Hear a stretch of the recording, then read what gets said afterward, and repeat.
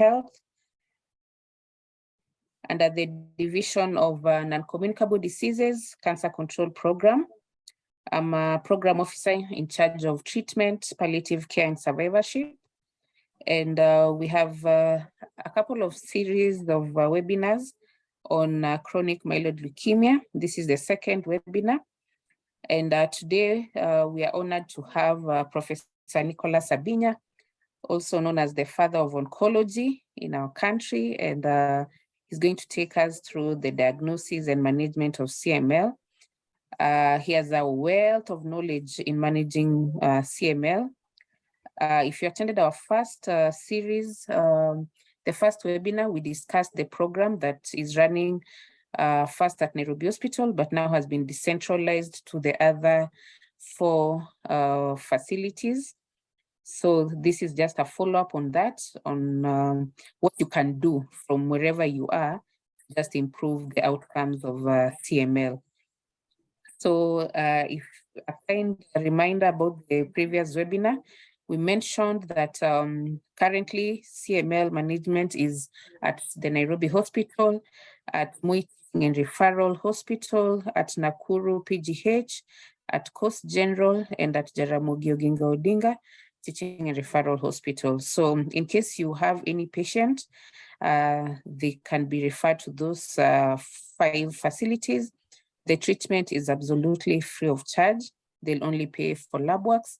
The medicines have already been catered for by the Max Foundation program. So without much ado, I'll take this opportunity to welcome Professor Nicolas Sabinya. Maybe he can introduce himself better and take us through his presentation. Welcome, Prof. Thank you, Jeffrida. You took away my screen, or let me try again and see. Okay, now, as you have been told, I think most of you we have met, so I don't need to introduce myself. I'm a medical oncologist, formerly at the University of Nairobi, now fully in private practice at the Nairobi Hospital. So we are going to share something about a chronic myeloid leukemia. Pardon me if some of the things that I'll be talking about may not be very relevant to your aspirations. But to start off with, you start with a patient whose abdomen looks like this. This is the commonest presentation. Now, when we were students, up to the time we were working, we started working. If you had somebody with this kind of huge swelling in the abdomen on the left side, the diagnosis, 2 most probable ones were either chronic myeloid leukemia or just Kala-Azar, visceral leishmaniasis. A few other conditions could come in, chronic malaria and all that, but CML and Kala-Azar were the ones that really caused this kind of swelling.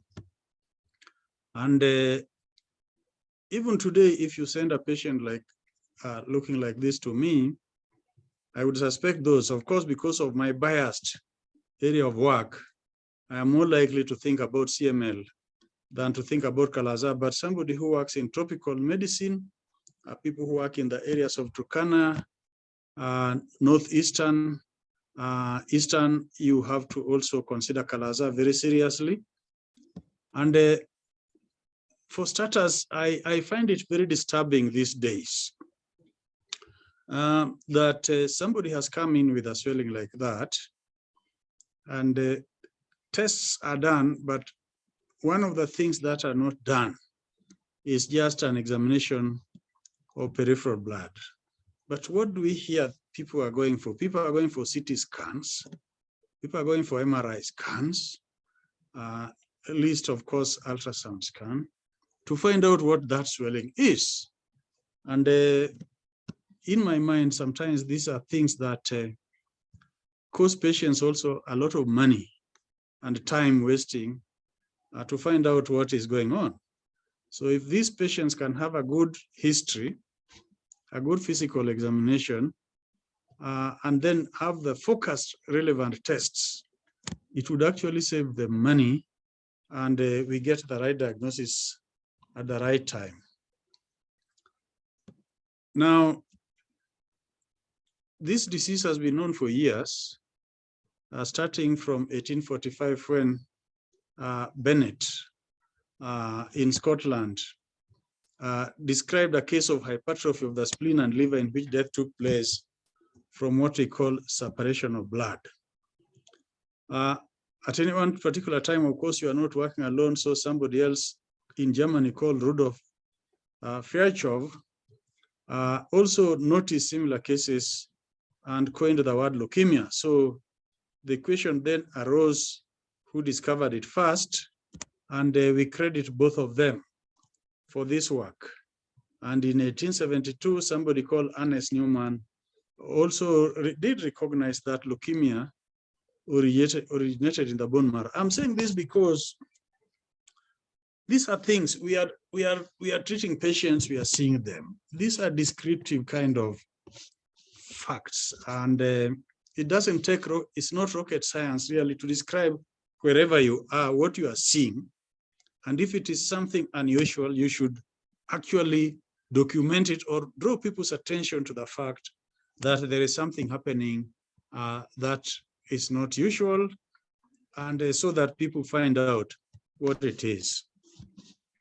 I believe there's still a lot of areas where discoveries can be made in medicine. People are just not looking out for this unusual kind of cases. In 1961, then Peter Noel and David Hungerford, working in Philadelphia and Pennsylvania in the United States, noticed something also, that when they did the blood examination and chromosome banding for patients who had chronic myeloid leukemia, having been diagnosed, that there was an abnormality. Now, one of the small chromosomes, and you know that chromosome nomenclature starts from the biggest to the smallest. So one of the small chromosomes was always smaller than usual, always smaller than usual. So the question was, could this chromosome abnormality be related to the occurrence of leukemia? And if it was in all cases, yes, it is related. Again, a discovery that is just made by observation. And it is this small chromosome that was later found to be chromosome 22 that was referred to as the Philadelphia chromosome because of the area where Peter Noel and David Hungerford were working. And they did not go beyond that until 1973, when Janet Rowley, who had studied extensively in Oxford in England, went back to the United States and used the chromosome staining techniques that she learned in Oxford, and found out that really what happened was that there was an exchange of chromosome material, that a piece of chromosome 9 had broken and gone to chromosome 22, and a piece of chromosome 22 had actually got stuck to chromosome 9. And chromosome 9 received a smaller piece, but it is a big chromosome. Chromosome 22, chromosome 9 took a slightly bigger piece. Chromosome 22 got a slightly bigger piece. So it became even smaller. Sorry, it became even smaller than it is usually, because it got a small piece, whereas chromosome 9, which is big, got a slightly big piece from chromosome 22. And this was exchange of chromosome material. So from here, we derived what is called the BCR-ABL translocation. It's good to talk about these things because the treatment of chronic myeloid leukemia today is really pegged on this BCR-ABL translocation, as we are going to see shortly. Oh, sorry, I'm the one moving it. Now, these two gentlemen, Peter Noel and David Hungerford, look at the chromosomes in between and their chromosome banding techniques. They worked very hard on this, and they did notice this abnormality. I showed you a patient, big spleen, and we have been running a program for some time since the year 2005. And we did a study, and again, these are observational studies. You put your records very clearly, very well, and then you come back to them and see what is going on. And patients' main symptoms was abdominal complaints, and if you went deeper, it was because of an enlarging spleen. But there are also non-specific symptoms in a significant percentage. There are those who come with subcutaneous nodules and the rest. Now, impaired hearing, impaired vision, and priapism also occur, though rare. But if patients have come initially with symptoms that may suggest chronic myeloid leukemia, sometimes we see delays because they come, they have slight maybe discomfort, they have not been checked properly, they go and they are given medications, they go back home, they come back again. And for the young people, these are the ones who are more prone to developing priapism.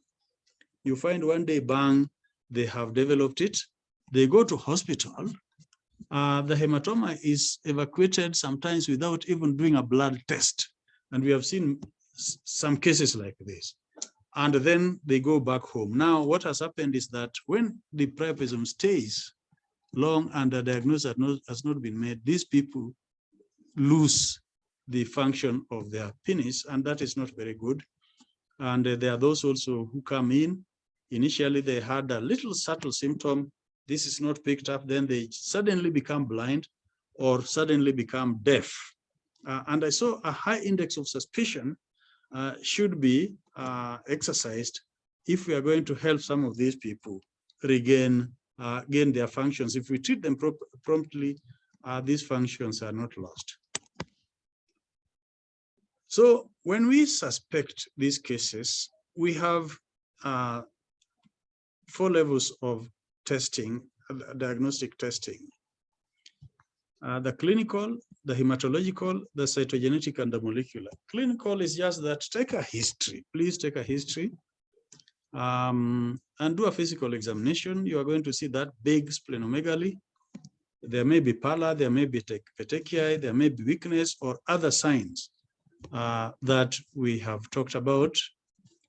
And when you have this high index of suspicion, do a blood examination. The peripheral blood tells you a lot. And you will see a total high white cells, a high total white cell count, and mainly myeloid. If you have a hematologist who can interpret this for you, and all the myeloid elements are proliferating, be it neutrophils, be it platelets in the early stages. HB in the early stages may not be low, but later on gets low. Platelets may get abnormal, but in the early stages, you get a proliferation of myelocytes, metamyelocytes, bands, and marrow is done, and you see marrow hyperplasia. You look at blasts in the marrow, and you can actually come out with a diagnosis of chronic myeloid leukemia. And in the old days, before we had the target that we treat with tyrosine kinase inhibitors, we were satisfied with the bone marrow, and we used to also do other like B12 levels and transcobalamins, and we would come to a comfortable diagnosis of chronic myeloid leukemia and treat. And the leukocyte alkaline phosphatase would be diminished. Those today, of course, people I don't think remember that an LAP score needs to be checked. And then the cytogenetics, karyotyping, fish, and then you observe the Philadelphia chromosome and BCR fusion on the banding. But we now do fish, and we get straight away to BCR fusion, and we recognize this. Now, for us, in our setting, once we have done the clinical, the hematological, and we have the bone marrow, because we are in a resource poor country, and the cytogenetics we were not doing routinely previously. Since we now can go straight away and do our molecular testing, we have done molecular testing and not gone into karyotyping at all. And then we have got our diagnosis. Now, but it is a must that we have the clinical, it is a must that we have the hematological, including the bone marrow, because bone marrow, I know some people have said, oh, in the era of tyrosine kinase inhibitors, why do I need to do a bone marrow? Bone marrow helps us with a lot. We need to know the blast percentage, and with that blood percentage, we are going to know the risk scoring of these patients, and we are going to know the phase of the disease. And if you are not going to do this, you are robbing us of ability to know some of this information. That is also very important, because we also want to understand our disease just as much as people from other parts of the world understand their disease. So this lady is saying, oh, bone marrow should not be done. Please, please let bone marrow be done, and let the hematologist read the marrows properly for us. So once you have made a diagnosis, the whole idea is to treat. And so it's only prudent that I say previously we did arsenic trioxide was done. I didn't see arsenic trioxide during my time. Dibromomannitol was used for treating chronic myeloid leukemia. I never saw dibromomannitol used, but we used busulfan during my time. Up to the 90s, we were using busulfan. Hydroxyurea came and overlapped and took over because of its low toxicity profile. Interferon was too expensive for us to even think about using, except for some very rich persons, and that cytarabine was also used in low doses, particularly in advanced phases of the disease, with or without, in combination with interferon alpha. And what were the survivals? Survivals were 3 to 4 years in the chronic phase, and then the disease transformed to what was called accelerated phase, and then the blastic phase. And the blastic phase, death was almost invariable in 3 to 6 months. Those who have looked at the 2023 classification, WHO classification that is being formulated, there is an effort to try to remove the accelerated phase and just go from the chronic stable phase to the blastic phase. I don't think there is consensus on this yet.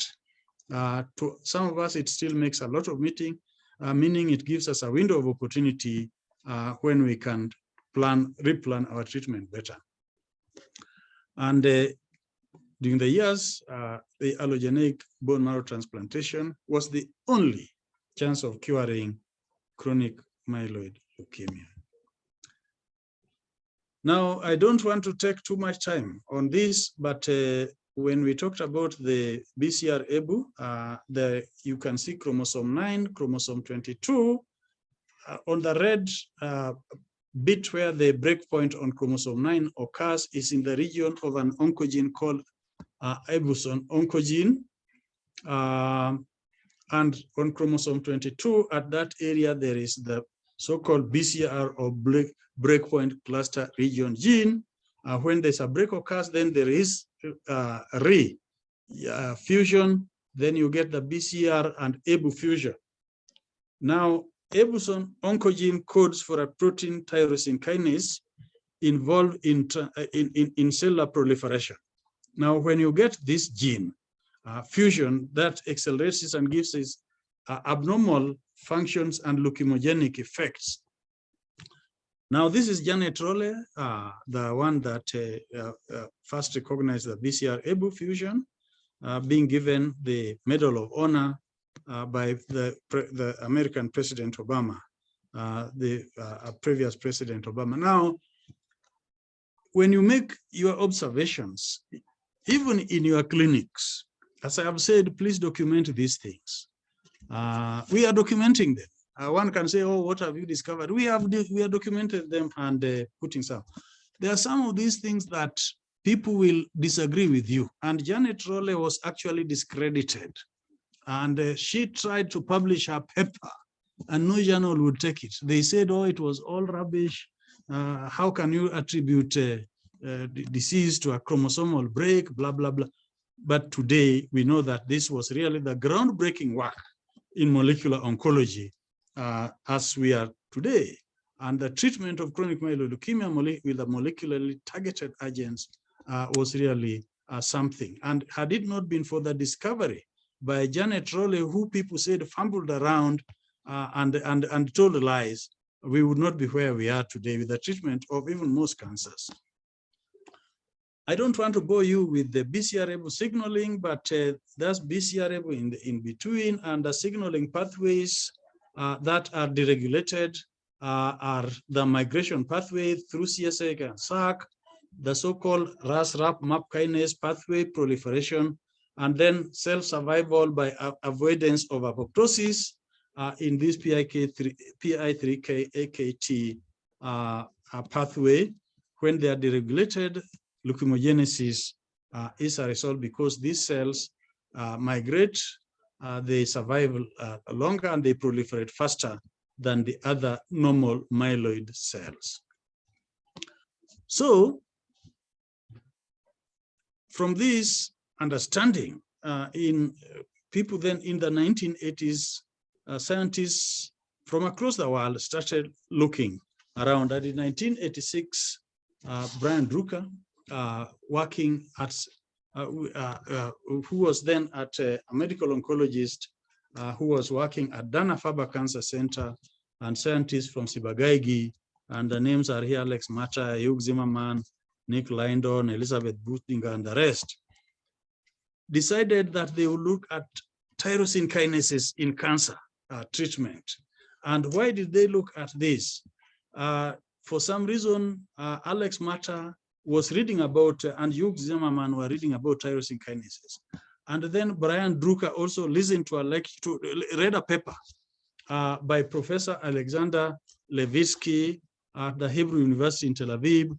And Levitsky had actually dragged that blocking each epithelial growth factor receptors, inhibiting them can actually lead to treatment of various cancers, where these areas were pathways were deregulated.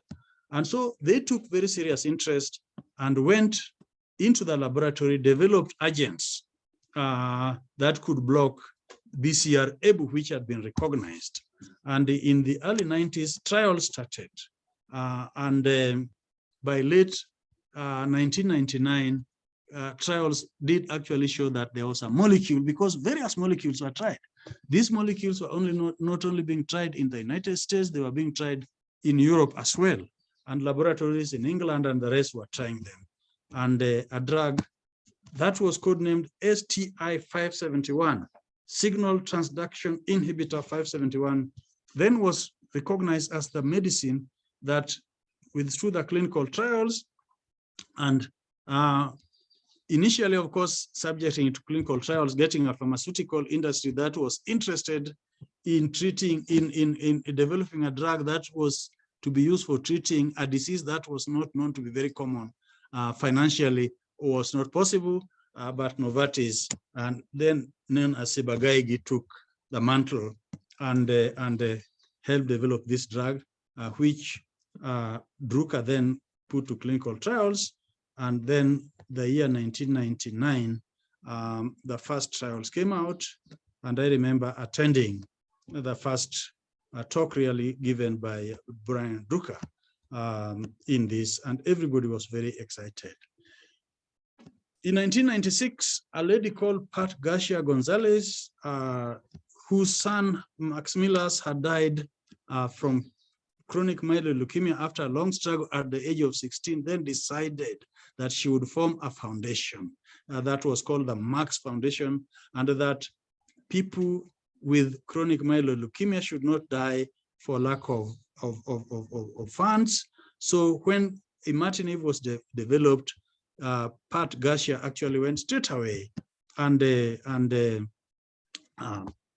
formed a collaboration with Novartis Pharmaceuticals and started getting this medicine that they distributed to low and mid-income countries like ours. And the first batch was in this country in 2002. I joined the program in 2005, and since then we have been treating these patients, and we have some experience with chronic myeloid leukemia. Mechanisms of action, I'm not going to take you through them because they will be, I don't want to bore you, but this is tyrosine kinase enzyme, and you have the ATP binding pockets, the BCR-ABL, and there is the substrate, and there is, if imatinib was developed in a shape that could actually computer generated, that could block the ATP binding pocket, and when you develop the ATP binding pocket, the signal transduction properties of this enzyme then would now be blocked, and that just shows you block altered cell addition, abnormal proliferation is blocked, apoptosis now is also inhibited, and you find that leukemia cells now degenerate. And that is the mechanism of action of imatinib mesylate in short. Before tyrosine kinase inhibitors, before imatinib mesylate was developed, CML had its prognosis. The blast crisis at the bottom there, the survivals were shortest, and those who had less blast in the bone marrow had better survival. So bone marrow is very, very important in telling you the bone marrow and spleen size. And so scoring methods were developed, the SOCAL scoring system, the Hasford, the UTOS, and others that try to tell you, to try to predict for you who will survive better if given a diagnosis of chronic myeloid leukemia. And from the time imatinib mesylate started being used, if you look at the survival curves at the top, patients or imatinib, then the survivals were far superior to patients who are treated at the bottom with drugs like busulfan and hydroxyurea, as you can see. And this also shows you survivals during tyrosine kinase therapy and survival of tyrosine kinase inhibitor therapy, and definitely these drugs prove superior. Now there is this monitoring as you treat, and of course you do clinical monitoring. By the way, the spleen disappears within the first, even if you had a spleen occupying the entire abdomen, the spleen will disappear within the first month. Really, the spleen is most likely not palpable. But you also monitor the other clinical parameters plus hematology. There are some patients who start with a very high total white count, like they may start with 300, 400, 500, 600. Within a month, if you are not careful, some of those will have crashed to very severe leukopenia, and absolute neutrophil counts can come from 400 within a matter of a few weeks to 0.6, 0.7. At that time, the patient is at risk of very severe infection. So one has to monitor hematologically very, very tightly initially until the patient are stable. Platelets can start from levels of 600, 700, particularly in those in accelerated phase, and these platelets can drop to less than 20 in a matter of weeks. And if you do not monitor them very tightly, you find that they start hemorrhaging and the control starts being very poor. But finally, you also want to do the BCR-ABL transcripts, and you want to know whether patients are in complete cytogenetic remission, molecular remission 3, 4, 5, and the deep molecular remissions less than 0.1. These are patients who are doing very well. And initially, when we started the treatments, the guidelines were that you want to get into deep molecular remission very quickly so that the patients can survive longer. we now know better. We now know better, and I'm going to mention that in the next few slides. But treatment can also fail, and treatment fails because of resistance and because of various mutations on the tyrosine kinase domain, where imatinib does bind on the BCR-ABL molecule. I don't want to belabor this particular one, but then there is that mutation, the so-called T315I mutation, which is quite common, denoted by that red. Now, this mutation confers resistance to most of the tyrosine kinase inhibitors that we use, except up to now for a drug called ponatinib, which we are going to see in the next slides. Mechanisms of resistance are many. There are impairment in drug delivery, compensatory mechanisms, CML stem cells, which might be also resistant, may be proliferation, and also now at the bottom, the mutations in the kinase domain, particularly the T315I mutation. Now, a newer drug has been, again, developed by Novartis, and it does not bind to the ATP binding pocket. It binds slightly further away at the so-called myristoyl pocket, and so has a slightly different mechanism of action. This drug is, we still don't have it locally, but we have ordered it for some patients and is soon coming. But unfortunately, the T315I mutation still seems like it might not be completely solved by this drug called asciminib. But it is used in combination with other drugs and is very effective. So as I mentioned, in 2001, the Glyvec International Patient Assistance Program was founded, and a webinar has been done on this, so I am not going to dwell on this. Clinics were set up at the Nairobi Hospital, and there's one unit at the Aga Khan. The Aga Khan unit runs privately. The Nairobi Hospital ones run as general clinics. In 2021, this service was decentralized, as Joy Frida has mentioned, to 4 centers. We did establish a registry, again, between the Ministry of Health, the Kesho, Novartis, and the staff working on the program at the Nairobi Hospital. And this is the Nairobi Hospital. These are GPAP physicians. In 2020, when there was COVID, patients did not used to come, but we used to look at their blood results that they would do, send to us by WhatsApp and the rest other means. Then we would prescribe for them medicines, and then the medicine would be sent to them by a courier service, and they took the medicine. So during that, I don't think that we can say that the COVID affected our clinic in a very significant way. Actually, patients were treated. And this is just us sitting there, sorting out the files and sending. And the Henso chair is standing there, giving us some, of course, some presents. I mentioned risk scoring.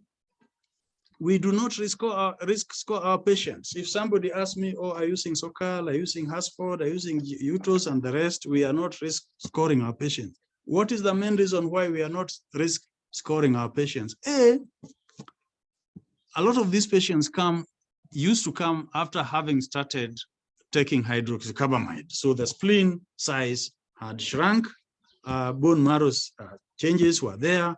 So risk scoring them became very, very difficult.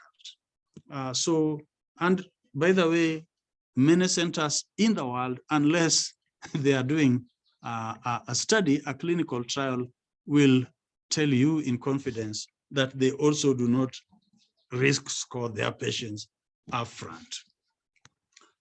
What medicines are we using? We are using imatinib, which is given at 400 milligrams per day in the first line.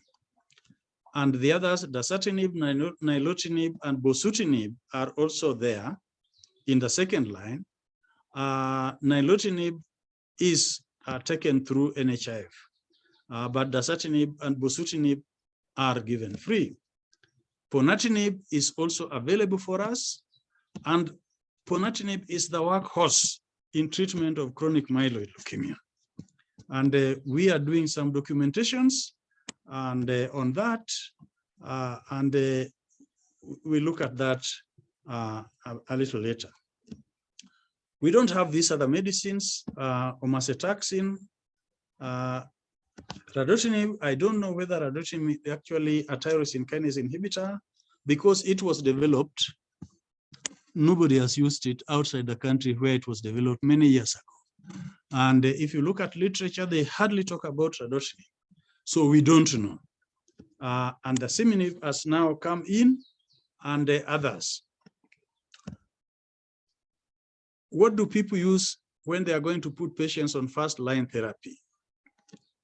There were trials that compared imatinib with other tyrosine kinase inhibitors, and they decided that the patients who are at high risk should be started based on the ANES trial, the DASISIO trial, and the BEFORE trial. The ANES for nilotinib, DASISIO for dasatinib, and BEFORE for bosutinib. That the activity of these second-generation tyrosine kinase inhibitors was better than that of imatinib.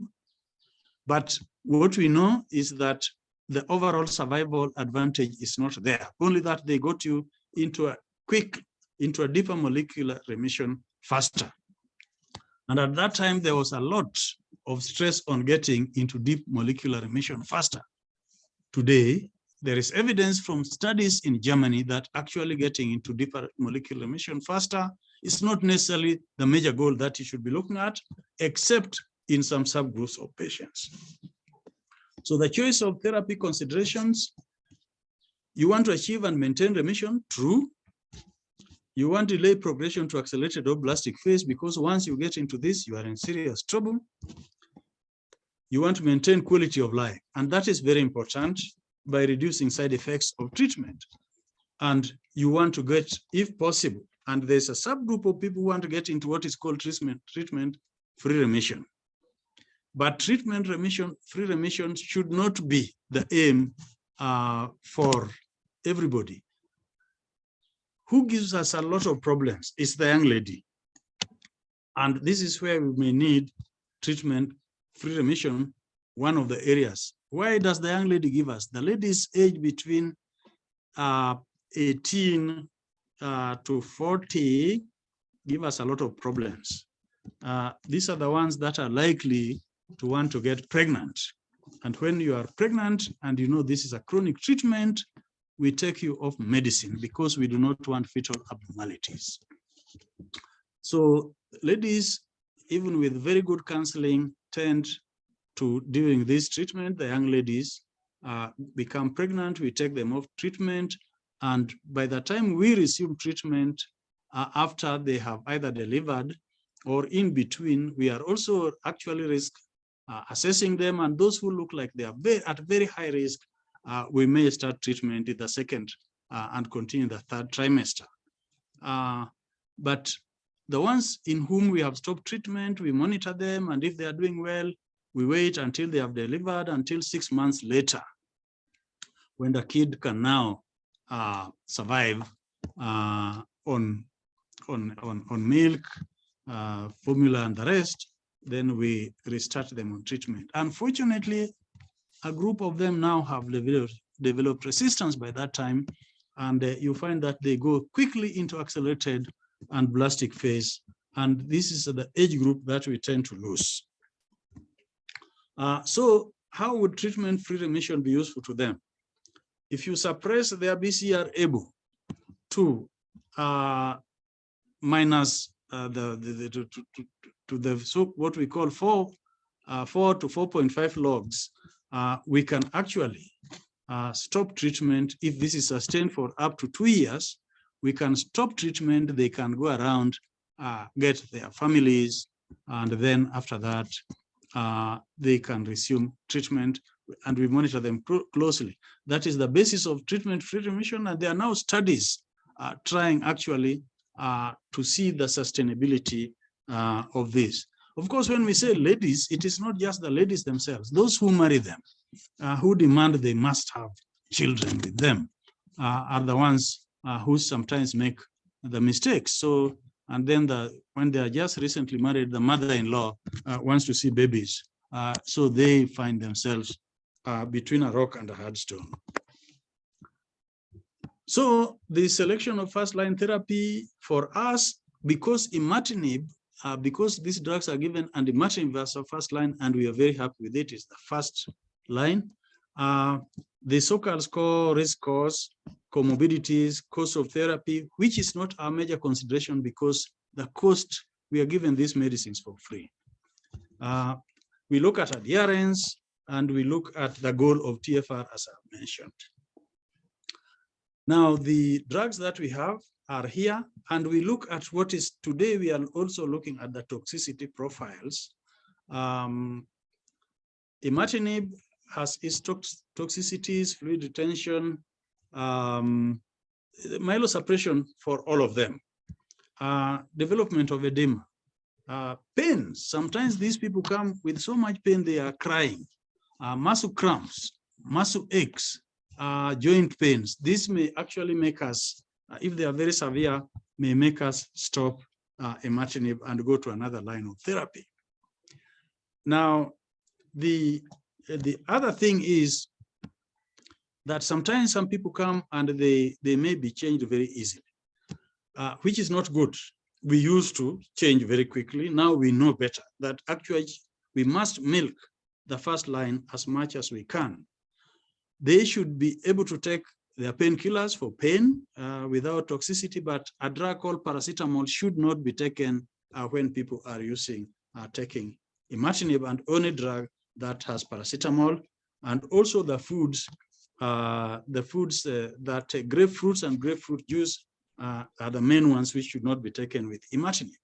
And then we have dasatinib, nilotinib, bosutinib. They are not as stingy in terms of their relations to food.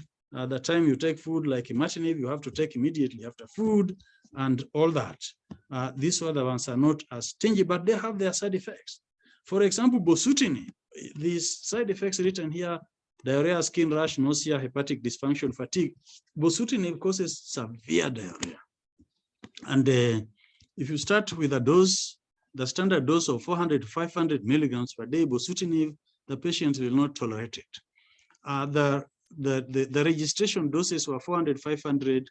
Our patients could not tolerate this, so we decided we would start with 400, 300, and build up. And our patients tolerate them quite well, and we also give them loperamide. Ponatinib is a good drug, but if you look at literature, people will tell you ponatinib is a very dangerous drug, that it causes veno-occlusive disease. We have used ponatinib for quite a while now. We have patients on ponatinib, and these VODs are not apparent, and we are describing this in literature. And we, in fact, have a paper at ASCO that is published online, going to be published online at the meeting, that shows also our experience with ponatinib, that it is not as dangerous as widely believed. As I said, asciminib, we are just about to start having experience with asciminib. Olverembatinib is a new drug which is still undergoing clinical trials. Is said to be promising with a low side effect profile. We are waiting to see. When tyrosine kinase inhibitors fail, of course, we still have room for the young people for allogeneic transplant. Omacetaxin, that was derived from homoharringtonin, is another drug that can be used. In Europe, it is not known. It's only known in the United States of America. But again, because it is given subcutaneously over a long period, it has not been a very popular drug. Drugs like cytarabine can still be used, hypomethylating agents, hydroxycarbamide. Now, venetoclax is one drug that is finding its use in hematology in almost everything, and we use it here for other conditions. We have not used it for chronic myeloid leukemia. They can also be used in combination. And so there are current trials to cure CML, as have been mentioned, and we are waiting. Some of these who have sustained TFR, treatment-free remission, over a period of a long time may be cured. We don't know. There are trials of chimeric antigen receptors and bispecifics in chronic myeloid leukemia. There are still trials. They haven't become standard of care. So we did a CML registry in Kenya, and we had 1347 patients, and the mean patient age was 44.1 years. By the way, we have another paper which is in press, not this particular one, but again with a median age at the same time from the same group. Now the reviewers there from Europe said there's no way you can have chronic myeloid leukemia patient median age being 44, and they are rioting, and we had to really go to length to explain to them that actually this is what we are seeing and not what is there in Europe. The reason for this they wanted to know, and we believe it is our young population. We are still waiting for the final approval for this paper to be published. The majority of our patients were adults, all the same, with a slight male preponderance. And that bar chart just shows you that. The first line treatment is imatinib mesylate for our patients. One, for some reasons, had dasatinib and one had nilotinib. And then there was a switch to second line tyrosine kinase inhibitor in 84 points, no switch in the majority. And the majority, up to about 85%, it's known across board that, that the majority will stay on imatinib if started on imatinib, and that or started on any of these first lines, and that you do not need to switch as we used to, because of wanting to get in deep molecular remission. A major molecular remission is as good as a deep molecular remission unless you are looking for TFR, and you can sustain these patients on a lower dose than those which were used for trying these drugs and registration, and with you can reduce the doses to the level that you minimize the side effects, and they still go on. For example, imatinib can be reduced down to 200 to 100 milligrams per day. For example, we now know that dasatinib, which we are giving as 70 milligrams, 100 milligrams, actually you can start with 50 milligrams per day, and you can even use doses as low as 25 milligrams per day if the side effects are a major problem for you, and still get away, and the patients will stay with a good quality of life. So the treatment outcome, we had the second line. The more popular one was dasatinib, and then bosutinib, nilotinib. Ponatinib we use for third line. In fact, it is our drug when we get into blast crisis or accelerated phase. It is ponatinib that we use, and it holds these people. And some of them in accelerated phase will actually come around and survive much, much longer. How many did transform?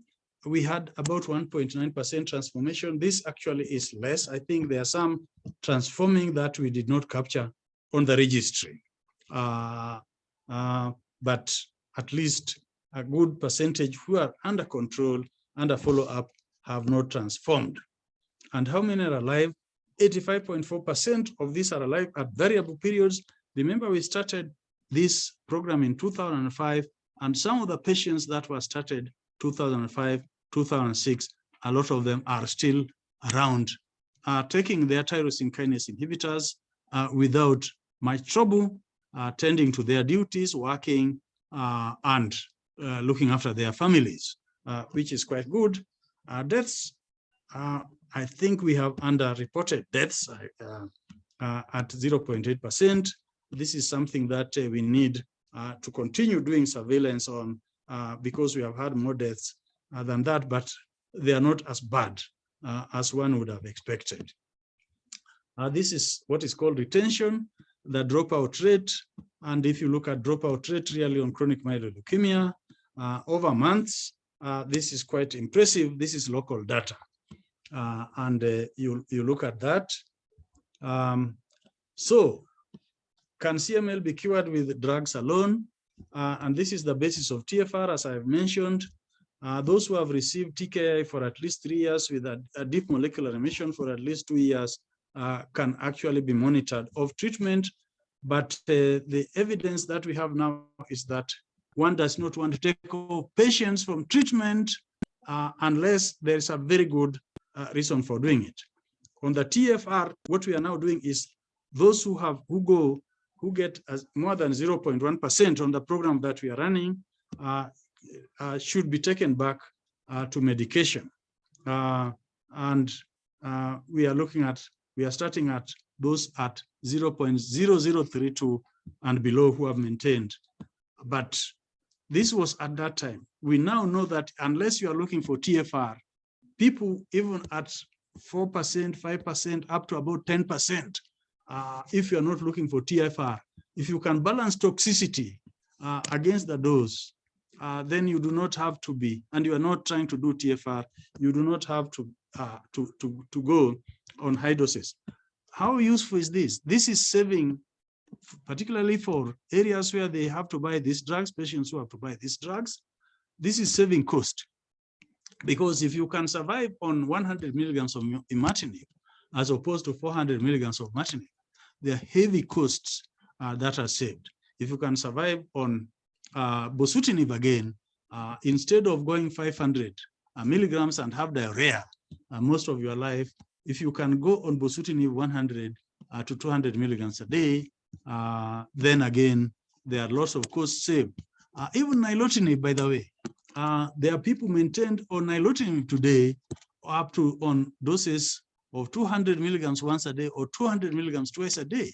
Again, you see you have cut down the cost by 50%. These are considerations that one has to have if one is treating these people.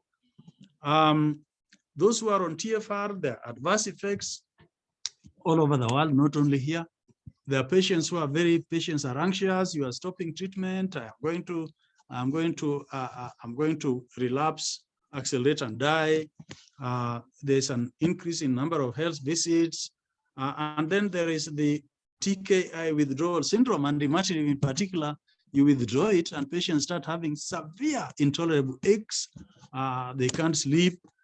They are stiff, and again, sometimes you may just have to put them back on treatment because of that.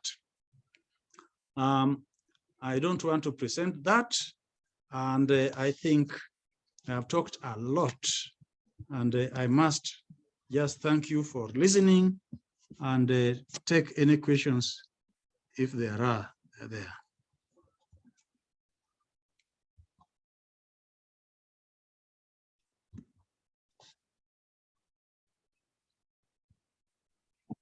Thank you, Prof.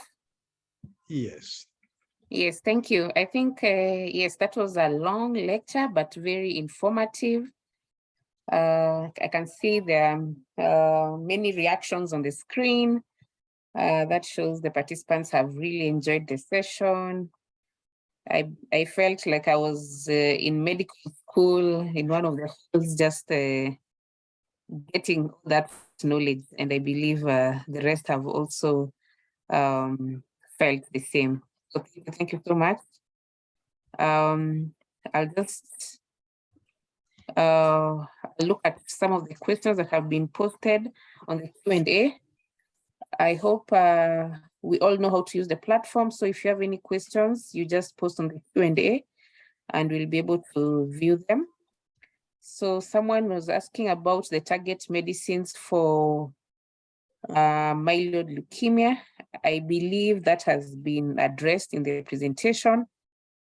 So maybe there's no need to go through that. Another participant is saying, Can my slide, comment. can I take off my slide so that we Yes. have, we can see their eyes? Yeah? Okay, that's okay, that's okay. Yeah, okay, good, yes. Okay.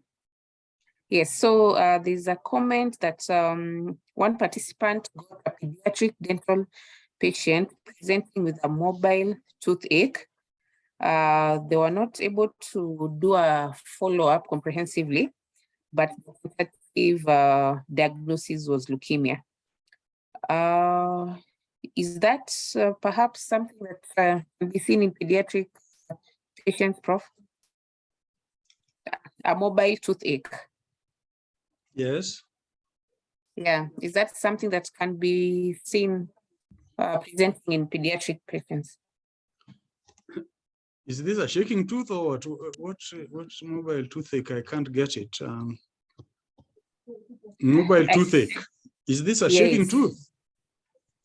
I mean, if your tooth has a problem, yes, you can get a loose teeth with any condition.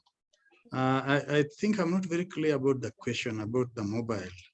It can be infected, dental sepsis, and definitely, if not attended to, it will be mobile. And in conditions like leukemia, you are more prone to getting these infections get more severe. Yes, and you have to be checked and treated properly. Okay. Another participant is asking about the age and gender distribution in CML and the predisposing factors. About the which distribution? So the age and gender distribution and the predisposing factors. Well, age and gender, I did put there. 55.5% are men or males, and 45.5% females. And now the age, that is the age distribution, as I said, median age is around 40, 44. Starts in our setting, peaking from about the age of 20, and tapers soon after 60. But we also have pediatric cases. Pediatric cases. Now, predisposing factors. This is the only known cause of chronic myeloid leukemia known is those who have been exposed to high dose ionizing radiation, like in atomic bombs. Now, unfortunately, for most of our cases, we have tried to look at studies, and nothing, and nobody else anywhere in the world has got factors that contribute to this. People talked about things like benzene, exposure, and all that. There is nothing that has been confirmed apart from high dose ionizing radiation. And these were just the Hiroshima, Nagasaki, and the Chernobyl nuclear reactor in Ukraine. The rest, nobody knows. And none of our patients have been to Ukraine or to Japan. So we don't know. Okay. There's another participant saying that, I'll just read. I once reviewed a CML mother whose imatinib had been stopped due to pregnancy. 1 week post-CS, she presented with difficulty in breathing and chest pain. She unfortunately died in the ambulance en route to MTRH. What could have happened to this patient? Anybody's guess. If they didn't hemorrhage, they may have clotted. What was the platelet count? Because if treatment has been stopped, this is what happens. You get platelets go above 450, they are, they are prone to clotting. But then once the platelets go above 1 million, they are prone to hemorrhaging. So what, if the platelets were in that intermediate range, they probably had a PTE and died from there. Sometimes you as I said, you hemorrhage with platelet malfunction if they are very high, but we are not told that this patient actually did hemorrhage. So it's very difficult for us to know what happened to that particular individual.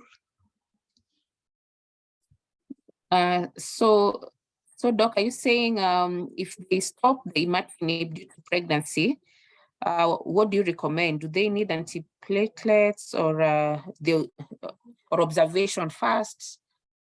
What would be the advice? We observe them, we just do serial blood counts and physical examinations.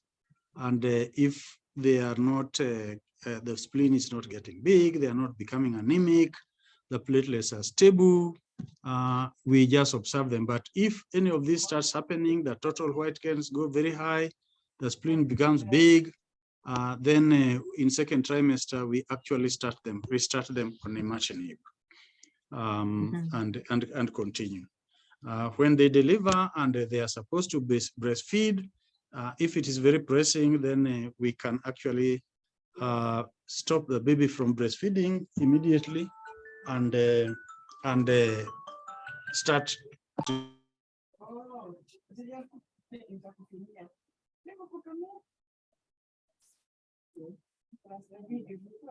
Did I communicate? Yes, Prof. You said it can be started. It can be restarted in the second trimester, and post delivery we can stop breastfeeding so that we initiate full treatment. Right. Okay. There's another question on do we maintain these patients on TKI for a lifetime? I believe the answer is yes.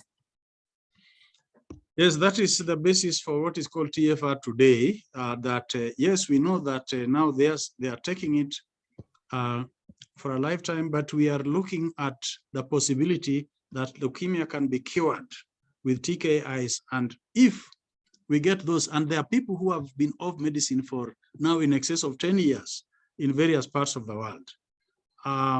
And we are looking at this, so you stop and you just monitor them. With the time, it will become clear whether some of them are cured or not. Okay.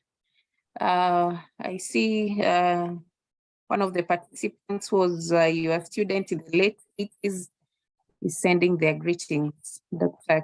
Thank you very much. Greetings are taken. Okay. Someone is asking, what is the youngest age that you've treated for CML? That I've treated? Yes. I know I have, well, I don't look after pediatrics, but when they come and like the days when we were not having many people in pediatrics or people in pediatrics, we have given up to the age of 6 years. But I know Professor Mwanda has, I think, has them up to the age of 2 years. And I know there was a time I was sent 2 kids from Kenyatta National Hospital. I don't know what happened to them, by the way, but I did put them, they were sent to me by the pediatric group at the Kenyatta National Hospital. And I did put one on treatment, on imatinib. The other one did not qualify to be put on, did not qualify. The BCR rebels were not quite convincing. Yeah, but I suspect that the pediatric group at Kenyatta could highlight that better. And Professor Mwanda particularly has mentioned to me that he has seen them much younger than that. Okay. Another participant is asking, any role of TKIs in other hematological conditions such as ALL and AML? Yes, in Philadelphia chromosome positive ALL, they are used. In Philadelphia chromosome positive AMLs, they are used, though here the responses are not as good as in ALL, Philadelphia chromosome positive ALL. This world is very tricky.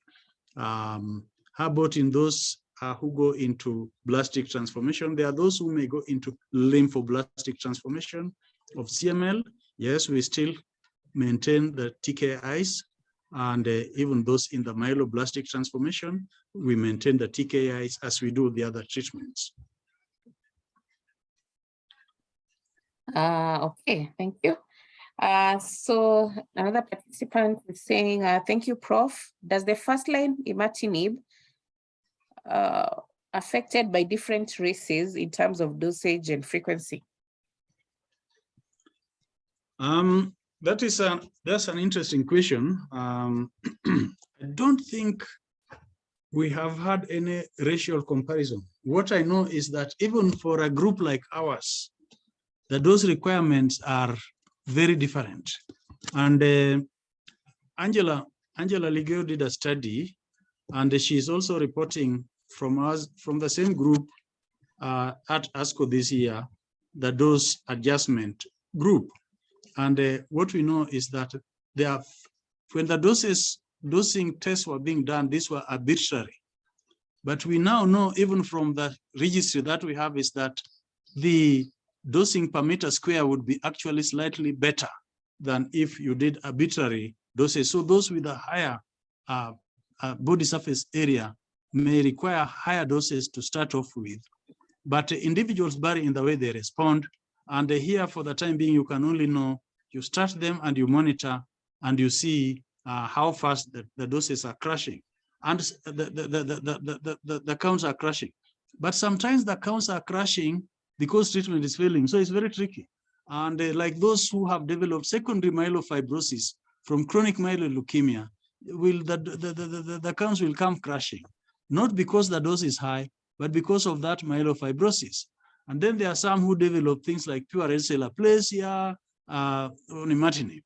So if we were doing imatinib dose levels, serum levels of imatinib, it would be better, but people are not doing this routinely. We are not doing it routinely either. It's more of a research tool, but it could help people with deciding the dosing. But I don't think there's any evidence of racial differences in dosing. Okay, that is noted. So Collins is saying, thank you, Prof. Abinya, for such an enlightening presentation. What would be the recommended painkiller of choice in patients with CML on imatinib? Yes, other painkillers than paracetamol, any that contains paracetamol, but of course you also look at other things. If you are doing an NSAID, you will also look at other comorbidities. Do they have ulcer, renal functions? You have to take care of everything. Are they prone to vomiting? If you are going to do this other one that causes a lot of vomiting, tramadol. And so you have to really look at your patient in total. As long as you avoid paracetamol, you take care of the other comorbidities, and then you just give them their painkillers. Mm-hmm. Okay. So someone is asking, why do you think more men had CML in your study? Because more men all over the world have CML. Now one thing that I want you to check out is that if you look at all the hematology, I've been looking at hematology. I spent most of my life looking at hematology. You look at leukemia, lymphoma, myeloma, the male to female ratio is in that range of about 42-45% females and about 55-57% males. Now, we don't know the reason for that. Okay. Someone is commenting that about the mobile toothache, perhaps it means here and there pain, no specific points of the pain. Is that something that shows up in leukemia, in CML? Mobile what? Mobile what? I'm sorry? Mobile toothache, right? Like it's not specific to this tooth. You feel it here and there. Oh, I see. Oh, that's what is called mobile toothache. Yeah. It's probably fleeting toothache. I haven't come across that. I'm sorry. I can't help you with that. Okay. Then there's another question. In diagnosis, can we skip BMA cytology with clinical picture and suggestive PBF and go direct to ABL-BCR testing, the aim being to reduce cost? That's a very lazy way of doing things, and it robs us of vital information. And when it comes to scoring your patients, if you are, because on the form we have to fill also, is your patient in chronic stable phase? Are they in accelerated phase, or are they in blastic phase? And the selection of treatment is also dependent on this. Now, one of the major tools that will tell you this phase is bone marrow blast count. which unfortunately most of the time is omitted, even if bone marrow is done, which is not very good. So all our patients, patients all over the world have a bone marrow test, except in Africa. So I recommend we do bone marrow for our patients. Maybe just connected to that, Prof, why do you think in our setting we are not doing a lot of bone marrow testing? I don't want the bone marrow guys to kill me, so I'm not answering that. No, but I recommend we do it, tafadhali. Okay. Do we not have enough experts or something, you know? Enough what? Experts maybe in the area. Well, you know, I even have data about all the counties and how many hematologists they have. And I have data about what percentage of bone marrows are being diagnosed in all counties, are being done in all counties. I also have data on the chronic myeloid leukemia being diagnosed in all counties. I have that data. And you find that sometimes you have the availability of personnel and you don't get much activity coming from some of those areas. So it is a worrying thing. Okay. I believe the message is home. We need to do more bone marrow analysis. Okay, there's an interesting question on do herbal remedies have a role in the treatment of CML? The day I learn herbal medicine, I'll answer that question, but I haven't been trained in that aspect of medicine. So it's very difficult to answer. And I believe the safest answer is let's just stick to what you will prescribe for them and not mix up the treatments. Right. Yeah. Okay. So SK is saying, thanks, Prof, for a well-elaborated session. When will you restart treatment post-delivery? I believe this is after pregnancy.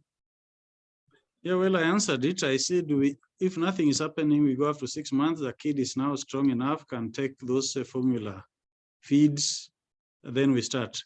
Then the kid has to stop. And we have to have evidence that the kid has stopped. Because one thing, we don't want any abnormalities that crop in and then people start suing the providers of these medications that are helping us a lot. You can imagine, people can be very vindictive. They can sue you.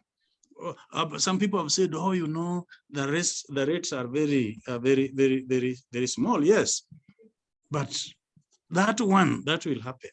And people will start now going for litigation. What do? It is not fair, is it? And I know a colleague of mine from another part of Africa, a professor, who paraded for us a meeting, kids that had been delivered who looked very healthy while taking maternity. But he missed the point. You may have 4 or 5 kids delivered looking very healthy, and you do 100, and 2 or 3 start looking abnormal. What do you do with those abnormal ones? Hello? Yes, Prof. Yeah. The So we be safe. Right. Be safe. Yeah. Okay.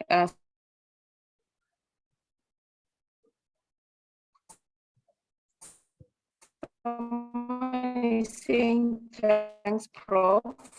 What Hello? is the patient distribution? Sorry, am I back?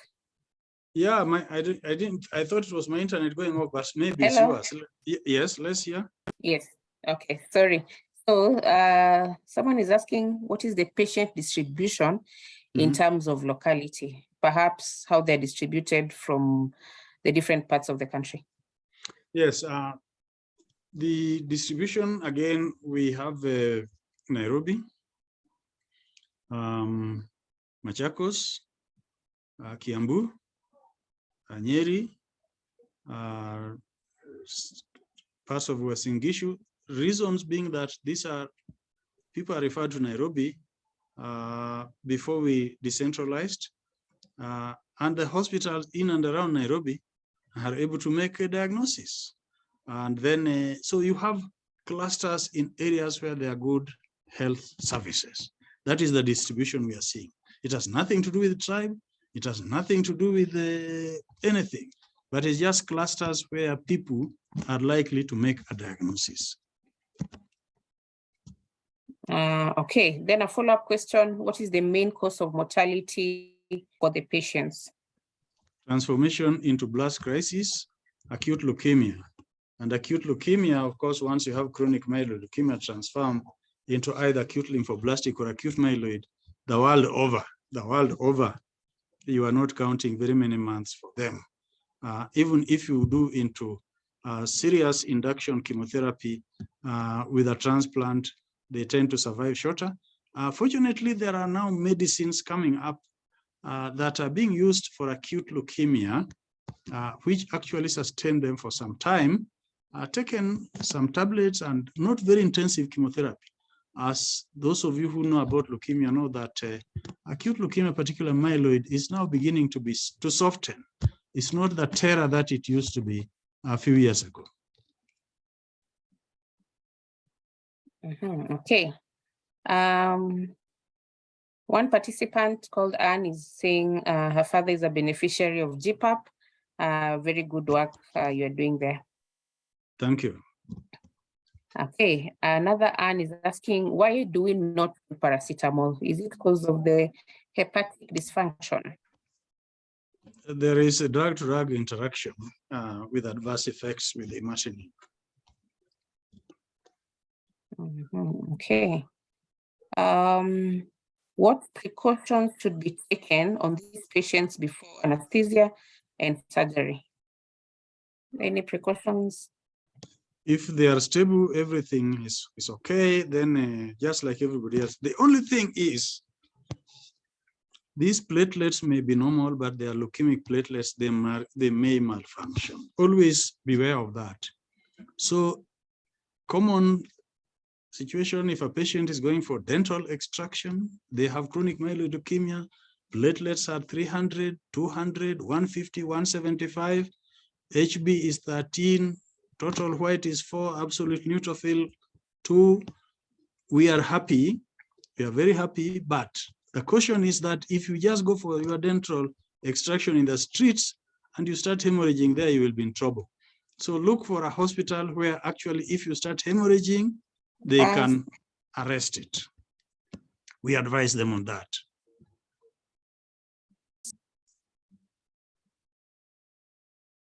Hello, Prof. Yes. Sorry, we seem to have lost you. Oh, yeah. Oh, you didn't hear? Yeah. You didn't? Now you can hear You were me? saying about the, yes, we can hear you. Yes, what I said is that even if the platelet numbers are normal, the HB is normal, the white cells are okay, but these are leukemic platelets. Sometimes the actual platelet adhesiveness, the function is impaired. So commonly, if you are going for something like a dental procedure, and they are normal, we advise people to go for a procedure at a place, at a hospital where if there is hemorrhage, unexpected, it can be arrested. If you have your dental extraction in the streets and you very far away from a hospital and you start hemorrhaging there, you will be in serious trouble. So we advise, if you have a CML patient, please go, let your doctor refer you to a place where it is safe to do a dental extraction, where people will take care of you in case you're bleeding. Did it come out? Okay. Yes, Prof. Thank you. Yeah. Yeah, so I believe Moses has received his answer. Thank you, Moses, for the question. Someone is asking what would take for Kenya to start doing bone marrow transplants. I believe we've started at Nairobi West. Nairobi West is doing bone marrow transplants, so that is what is taken for Kenya. Okay. Okay, I think all the questions have been answered, but perhaps just in closing, Prof, what do you foresee in terms of treatment? what does the future hold in terms of treatment of CML? For Kenya or for the world? Let's start for the world, then we come down to Kenya. Well, for the world, it is highly likely that within the next few years, CML will be cured with drugs, with the pills alone. There's a high likelihood that these drugs, because a lot more are being tested, and they are adding to improvement in survival, overall survival, low toxicity, good quality of life. And the good news is that now there are also generics of these drugs in parts of the world where they cannot afford them and access them. Here we are lucky that we have the Marx Foundation still working together with Novartis and with the government of the Republic of Kenya, giving us these free drugs.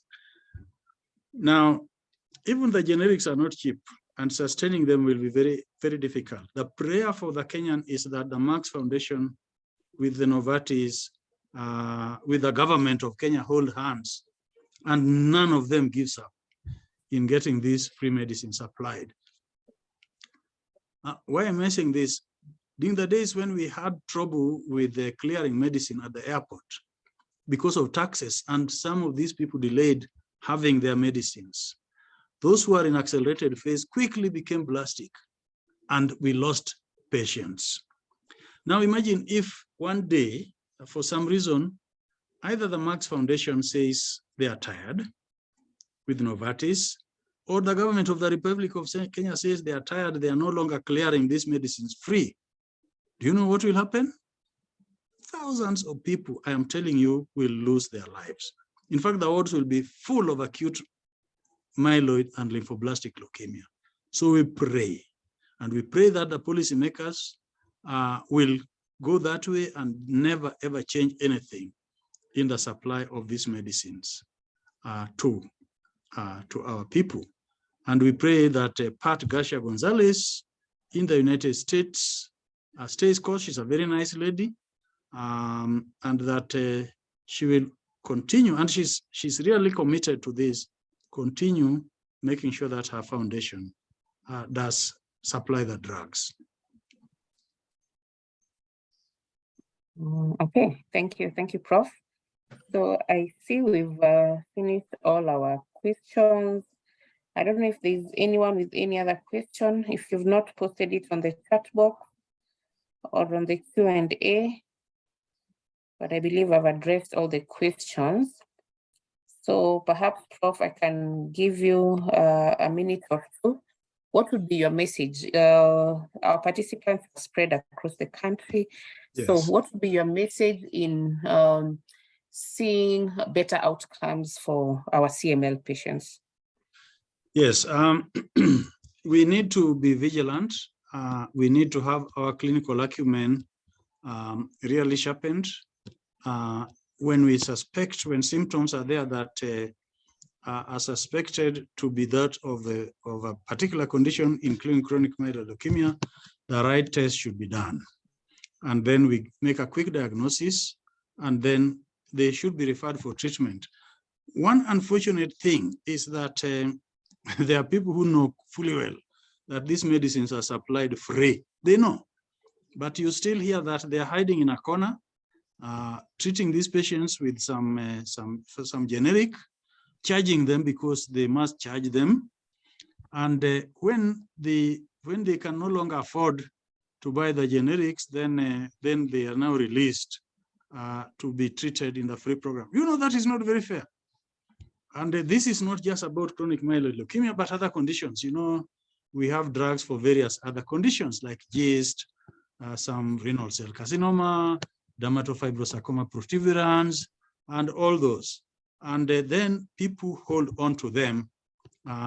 Let me use the word milking. After you have milked them dry, then they discover on their own that, oh, you know, there's a program running nearby, and that we now need to go there. And then they just go and leave you there. It is also embarrassing.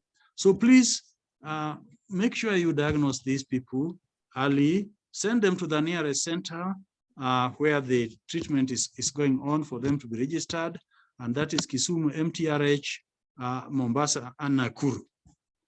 And with the time, this will be expanded so that they can benefit. Okay, thank you, Prof. Yeah. So I've just put a reminder. The Ministry of Health has an e-learning platform that you can get more content on the different types of cancers, just to increase your index of suspicion. When you see these patients, instead of diagnosing them for other things, you can actually refer them in good time so that we have better outcomes. So on your laptop, you can use the MoH Virtual Academy. You'll see the cancer courses there, and you can get CPD points and certificates on that site. Also on Google Play Store, and even for Apple Store, you can get M-Saratani app, which you can use on your phone. So that's a place you can get more learning materials. One last question. Training institutions need to sort of the issue of not doing a bone marrow in any leukemia. In our time, it was mandatory.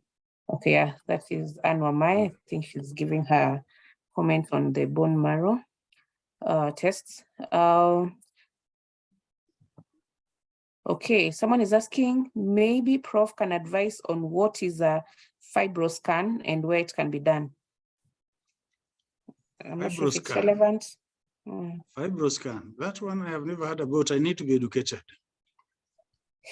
Okay. I guess we'll look more into that. Okay, I think we've reached the end of our webinar. I'm seeing the people who are raising their hands. Could you kindly post your question or comment on the Q&A and we will address it. Meanwhile, I think from my end, it's been a pleasure moderating the session. Thank you to all the 1,500, over 1,500 participants who have joined. And I really hope you've learned something from our esteemed speaker for today. I believe you've picked a message or two, even if it's paracetamol should not be given to CML patients. So perhaps one of these patients will be coming down to your facilities, they're in pain, and it will be good to ask them if they're being treated for CML. So I believe we've all learned something. So thank you so much, Prof, for honoring our request to do this session. So I think you may have an announcement. Yes, thank you, Joyfrida, for the wonderful session. I think it has been very educative for us listeners. I just wanted to address a few issues on CPD points, mainly PPB.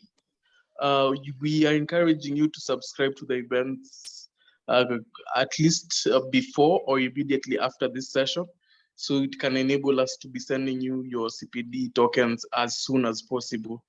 We're trying to streamline the process to have your CPD points by 2 days.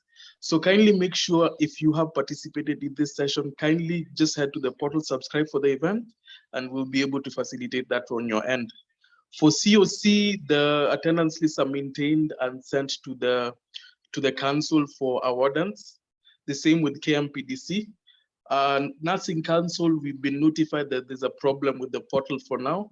So the tokens that were sent to you are unable to be claimed, but we're still following up on that issue with the NCK, and we'll be able to notify you via email once that has been rectified. Thank you once again for participating in today's session. We'll be having a session tomorrow on lung cancer. So kindly join us, and thank you once again, Prof. Abinya and Joyfrida for this session. Have a good afternoon. Bye. Okay, thank you. Bye.